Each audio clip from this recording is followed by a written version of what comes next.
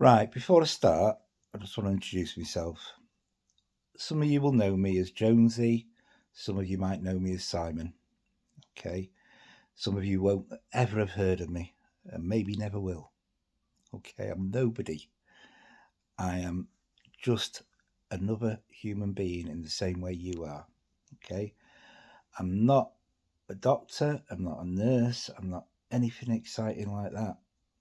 I come from a background of driving buses and being a social worker. That's me, Owen a biker. So, what am I doing today? Well, today I'm going to talk to you about one of the biggest killers in the UK. Now, I'm not talking about some plot off NCIS, some murderer, some serial killer. I'm talking about an illness that kills. And as I say, I'm not medically trained. So, what gives me the right to talk about this illness? Well, because I have it along with others. Okay.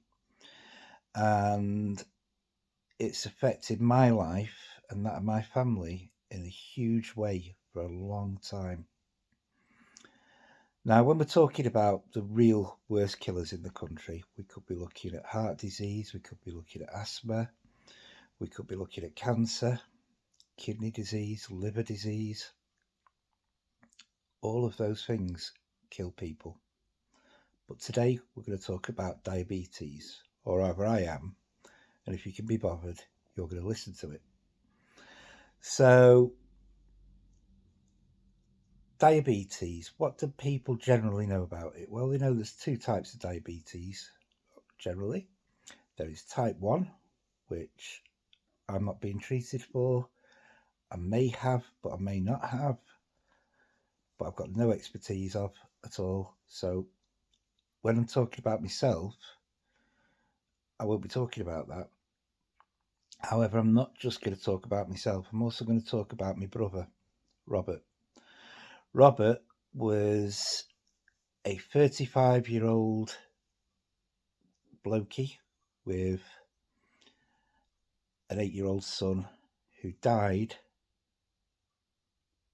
because of diabetes. And he died because of failings of understanding around diabetes. And these weren't all in one go, these were over a number of years. So, in part, that's why I'm doing this today. It's so people can watch it and maybe learn a little bit about what to expect and what can happen and what does happen and how people respond. Now, I was diagnosed with diabetes about 20 years ago, maybe a little more. And when I first was diagnosed, it was with a little practice in a Peak District village, and I was told to regulate it with diet, which I did as best I could. The problem was that my lifestyle and my job didn't make the diet very effective. And what do I mean by that? Well, I mean that I was a child protection social worker and I was running from one crisis to another crisis to another crisis, and that didn't leave a lot of time for eating. It certainly didn't leave a lot of time for healthy eating. In them days, you had a choice of something like a McDonald's if you were lucky. If you weren't lucky, possibly a butty from the local supermarket or just a chocolate bar. And that's how I was introduced to diabetes, or rather, diabetes was introduced to my body. So, the diet side of it didn't work out very well. And then I was diagnosed with Crohn's disease, which brings in another level of difficulty, especially for diabetics, because the diet for Crohn's disease is significantly different to the diet for diabetes. So, yeah, problematic. And guess what? It wasn't very long until I was on medication. And the first lot of medication was metformin, and that didn't have a major effect because my diet was crap. And then they put me on glycoside, and things settled down for a short while. Now, in the meantime, because I've got Crohn's disease, I had to go on some steroids, some quite powerful steroids. So I was taken into a hospital local to me, and they took me in on a ward for a week so they could show me how to use insulin and could monitor how the insulin was being affected by the steroids or vice versa. However, they'd not really thought this one through, because what happened was I sat on the ward, bored out of my head,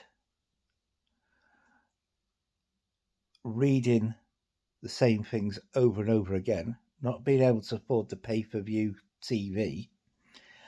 And I sat there for a whole week, and at the end of the week, they came to me and said, "Oh, we're really sorry, we've not been able to get the diabetic team to come and see you. They're all on annual leave. So we can't monitor you on the insulin, and we can't actually show you how to use it. So here's a leaflet, and here's a pen. Go home, have a read of the leaflet, and start giving yourself the insulin."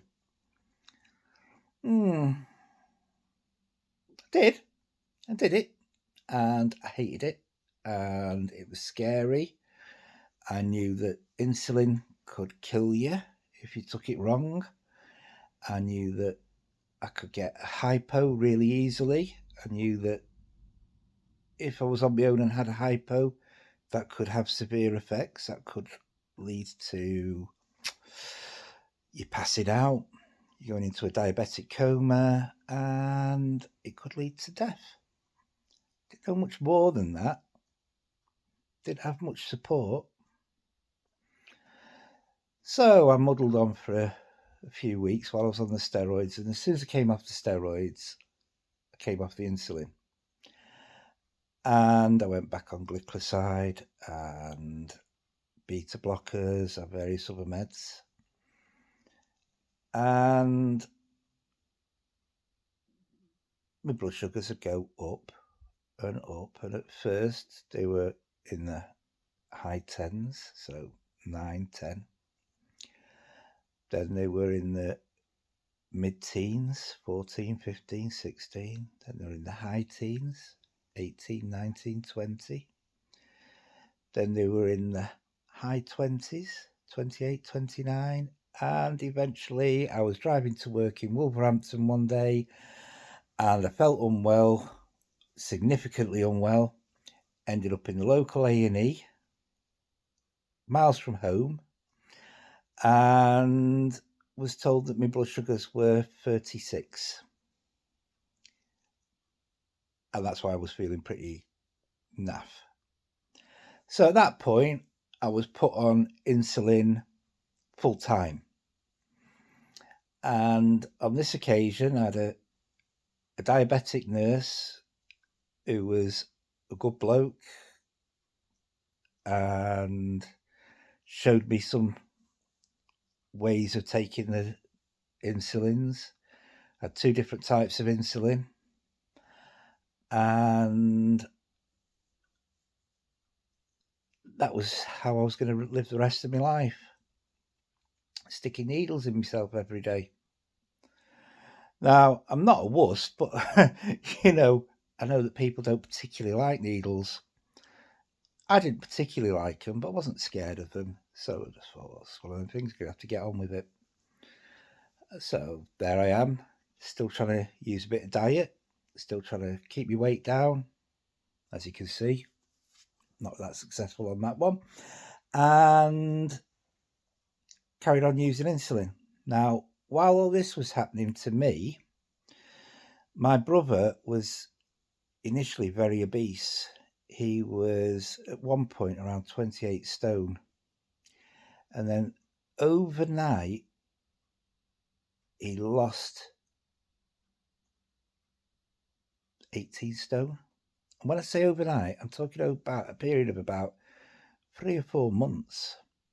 Now, I'd just gone to work in this factory that was very hot, manual work, and so people put his weight loss down to that. Oh, he's working really hard and he's lost all this weight.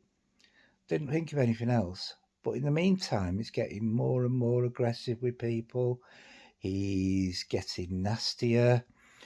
The way that he deals with situations is he dives in head first, or he doesn't deal with them at all. And he was in an awful lot of pain.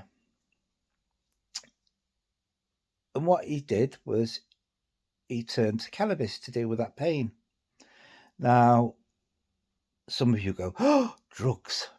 Well, cannabis isn't terrible when you put it next to other drugs. It can be. It can be if you're using cannabis that is being grown under artificial lights with a really high THC, and that can cause issues to people. And because he was using such amounts of cannabis, people started putting his mood swings and that down to that.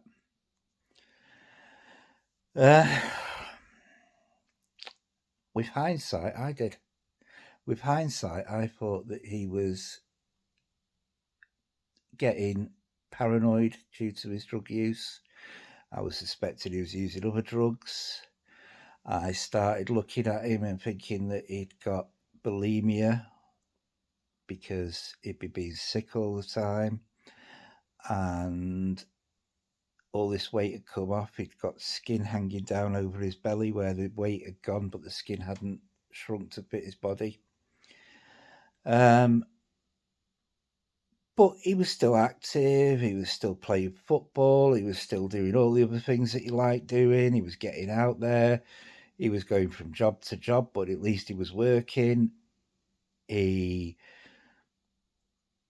lived quite a happy life for a long time in his own way. Wasn't always happy for everyone else because, like I say, he was getting very demanding, very aggressive about things. Even on his good days, you were worried about what you were going to say to him in case he got angry at you and started swearing at you. And it wasn't fun at that point to be his brother. Now, I remember Robert when he was a newborn baby. I was at the hospital while he was being born, and he was my little Freddie. I even bought him a t-shirt saying Freddie on it. Don't ask me why. Can't remember. But I used to take him everywhere. I used to do everything with him, and I was a big part of him growing up. I wasn't his mum or dad. I was his big brother. So that was even better. And there were times where I'd had to move away with my job. I was either driving buses or afterwards working all over the UK doing social work. And so I missed bits of his life, but on the whole I was there. And he settled down with somebody and they had a baby and then they got married. And sadly, that wasn't perfect either. And it's not my business to go into all of that. But there were issues there, and that resulted in him living apart from his wife and his son. And to be honest, towards the latter part of his life, from him actually losing a lot of contact with his son because of the aggression, because of the threatening behaviour, because of the upset, and also because his mobility had gone by this time. Now, in the meantime, he had an accident. He had an accident where he slipped over a road sign that had been covered with snow and damaged his back, and that was taken to court, and he won the case.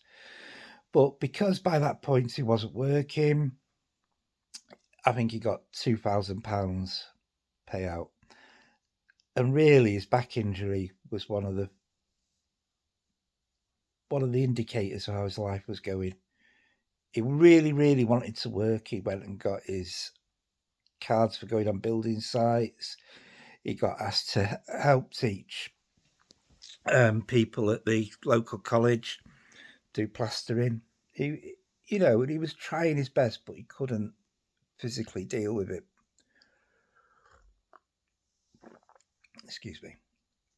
So, what happened then? Well, as time went on, he met somebody else and he was in a relationship with them. And he was getting more and more weak. He was having major issues with his health in other ways that were not things that I'm even going to start to describe on here. Excuse me. And it resulted in, on more than one occasion, us having to get him to hospital. And at first we thought it was just solely his mental health due to drugs.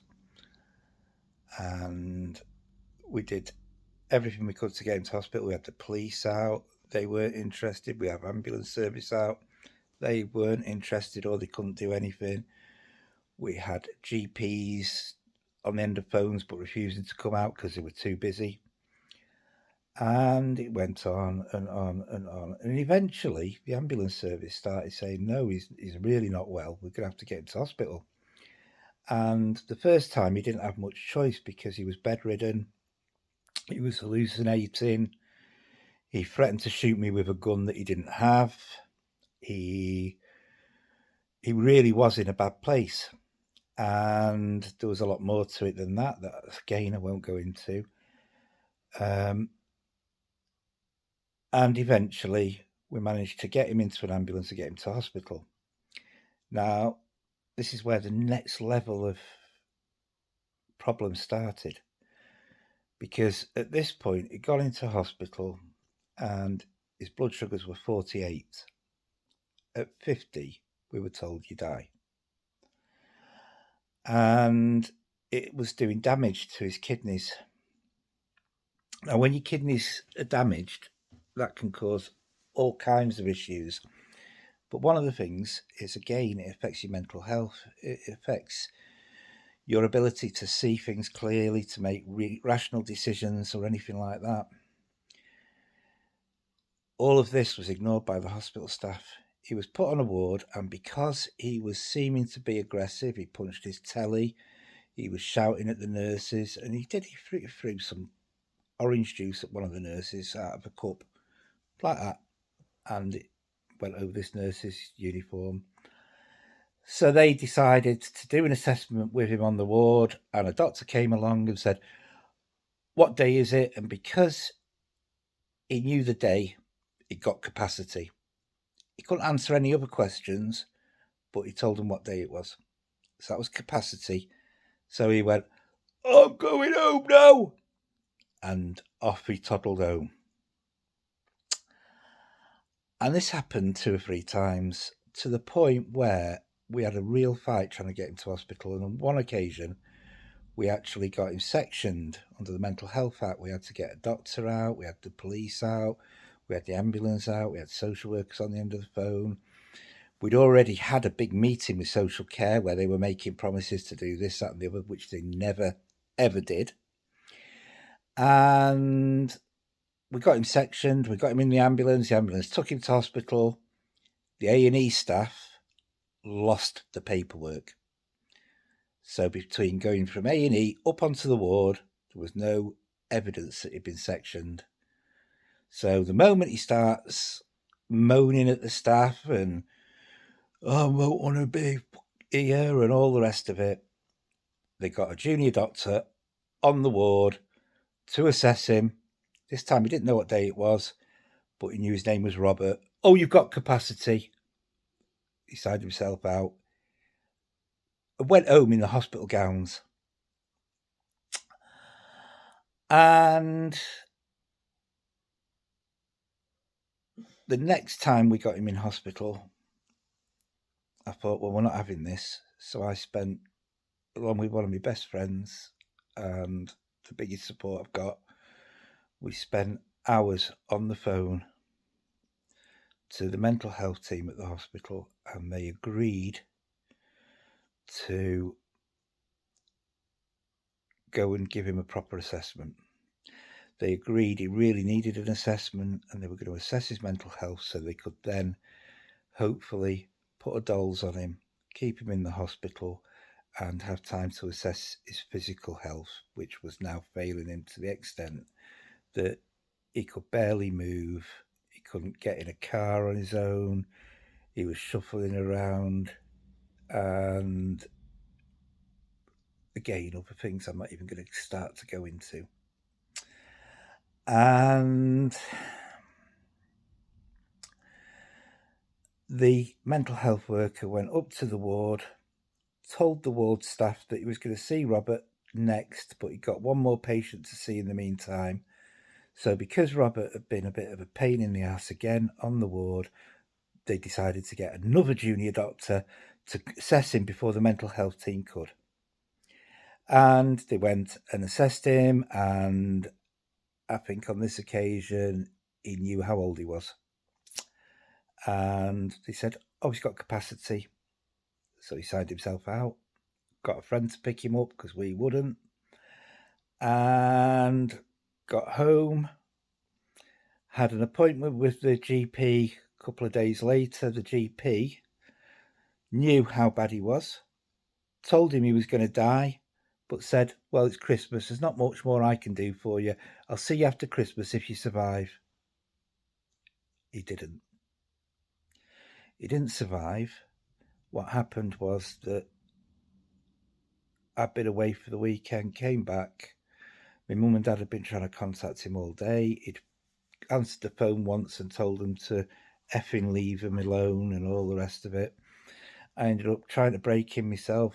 Couldn't get through the door because it was deadlocked. Got the police out. They got through the door and we got into hospital. He died in resus.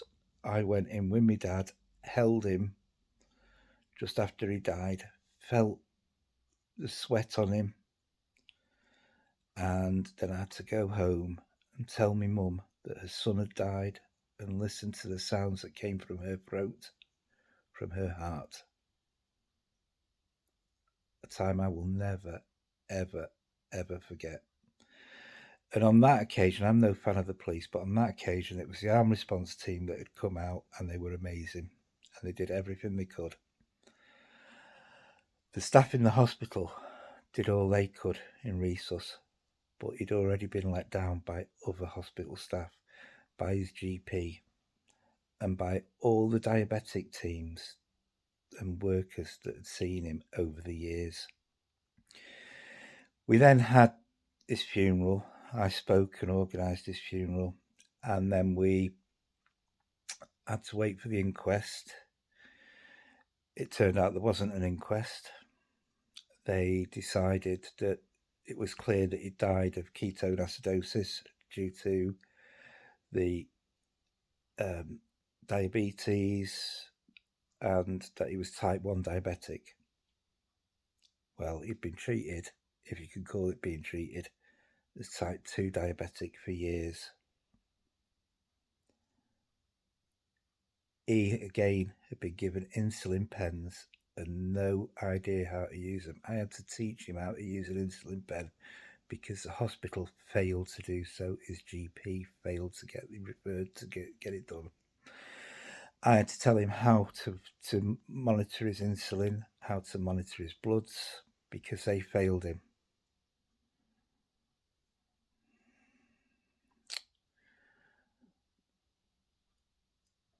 I've got nothing to gain through lying here. This is the truth. And the reason that I'm telling this truth is I want lessons to be learned. I don't want anyone to go through that. So, next stage. Robert's gone. And I've still got diabetes, but now I've got a few more health issues. I've got PTSD because of what happened at the hospital. I've got depression, I've got anxiety, but on top of that, I've got fibromyalgia, I've got a heart condition, 2 heart conditions. I've got COPD, I've got asthma. and I've still got my diabetes and my Crohn's disease. So I've got all that going on. So they decide that the medication I'm on's not working because my blood sugars are still in the 30s and dropping down to 2, 3. And so they put me on this new medication, this Tujo to lose weight, and another form of insulin.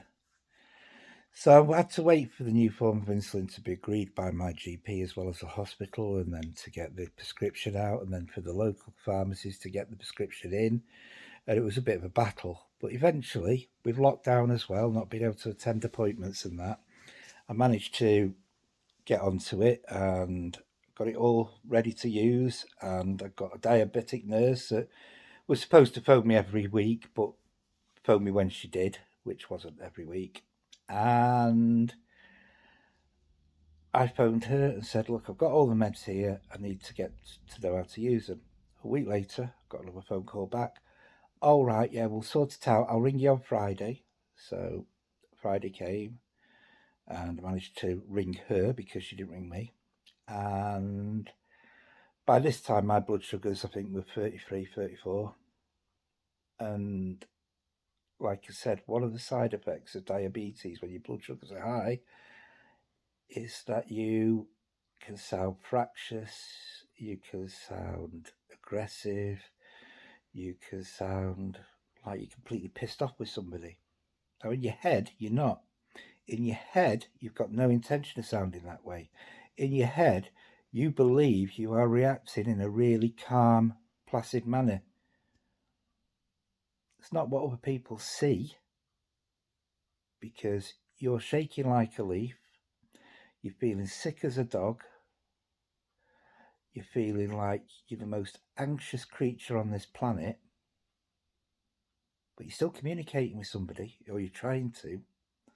Now, when you're communicating with somebody and they're the diabetic nurse, you would imagine that they had some knowledge of this side of diabetes. Bear in mind, you've already told them what your blood sugars are at, and you've apologised 2 or 3 times because you've actually managed to get through to your own mind that you're not being the most pleasant person in the world. So you've apologised and said, I know it's not your fault, but you know, my blood sugars are really, really high and this is what... But no, she refused point blank to give me any information about how to use the medication and then to speak to me at all. And on this occasion, I'd got a friend round who's also an independent social worker who supported me in a massive way. And they tried to speak to this nurse and she didn't speak to her, but wouldn't give them the information about how to use the medication, wouldn't give any further information out, and hung up on them. So where we're at now is I finally got a phone call back off somebody else from the department who, to be honest, have been quite good, but you kind of understand why I've lost faith in that particular hospital and with that team. So I'm now waiting on a referral from my GP to a different hospital that deals with diabetes in the hope that they've given their team some training on diabetes itself. Now, the reason that I'm talking about this is, again, to let people know this story, to let people know that there is a massive need for training within the NHS about diabetes. There's a massive need for people that potentially got diabetes to understand what they're walking into, understand how it's going to affect them, for the families to understand how it's going to affect them. There are decisions over the years in regard to my brother that I may have made differently if I'd have had any understanding at that time of what was going on with him, the pain that he was living with. And people don't think of pain with diabetes, but believe me, it's there. as part of mine, I've got neuropathy. Now, luckily, so far, touching a bit of wood, it's not meant that I've been ulcered or that I've had to have anything amputated. Bear in mind, diabetes is the biggest cause of amputation in lower limbs of anything in the UK, including accidents. Okay, so at the moment, I'm kind of lucky, but I'm not. I'm not lucky in other ways because I've got all the other chronic health conditions. I've got fibromyalgia that is brought on by, they believe, trauma to your body. Well, diabetes and the Crohn's are trauma to your body, I can tell you. And until I got that, I had no idea what fibromyalgia was. I thought, like a lot of people, oh, it's all in your mind. I was assessing people, reading the information that was on the internet, talking to doctors that didn't have any understanding of it, any belief of it, making decisions based on that. I don't think I make the same decisions now. I'd be a little bit more informed. So this isn't a woe is me video. This is a wake-up call. And it's a wake-up call to all of us in so much as people need to understand what diabetes really is, how dangerous it is, how it doesn't just kill, but it changes lives, it affects families. It brings on its own physical and mental health issues. And we all need to be aware of that. We all need to find a way of preventing it if we can, and if we've got to live with it, living with it in such a way that it doesn't harm ourselves any more than it has to, and certainly doesn't harm others. And sadly, in my brother's case, it harmed a lot of people. I've not even gone into the way that he treated my parents. I've not gone into the way I had to make referrals to social care myself in regard to him.